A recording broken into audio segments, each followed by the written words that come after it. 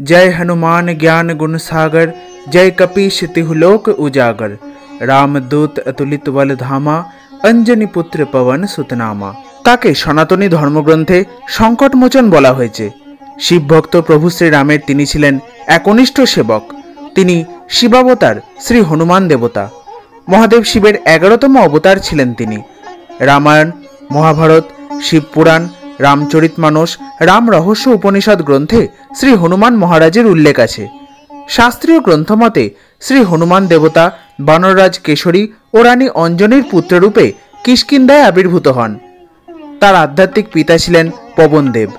পুরাণ মতে তিনি শৈশবে সূর্যকে গ্রাস করতে গেলে দেবরাজ ইন্দ্রের বজ্রের আঘাতে আহত হন ও পরে প্রজাপতি ব্রহ্মার বরে মহাবলশালী হয়ে ওঠেন। হনুমান মহারাজ সূর্যদেবের কাছে শাস্ত্র শিক্ষা করেন। তিনি বানররাজ সুগ্রীবের মন্ত্রী ছিলেন।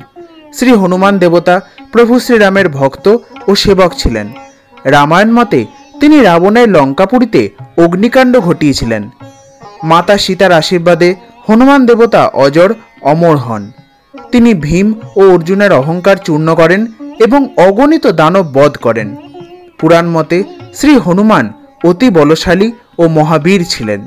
মেঘনাদের প্রহারে আহত শ্রী লক্ষণকে সুস্থ করতে তিনি গন্ধমাদন পর্বত লঙ্কায় নিয়ে এসেছিলেন। শ্রী হনুমান দেবতা ভারতের সব মন্দিরেই পূজিত হন।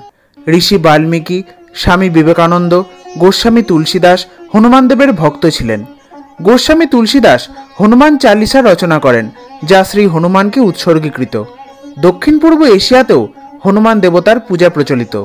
হনুমান জয়ন্তী তিথি তার জন্মদিন। প্রভু শ্রী হনুমান মহারাজ যেন সকল ভক্তের সংকট দূর করে দেন। শ্রী হনুমতে নমঃ। হর হর মহাদেব।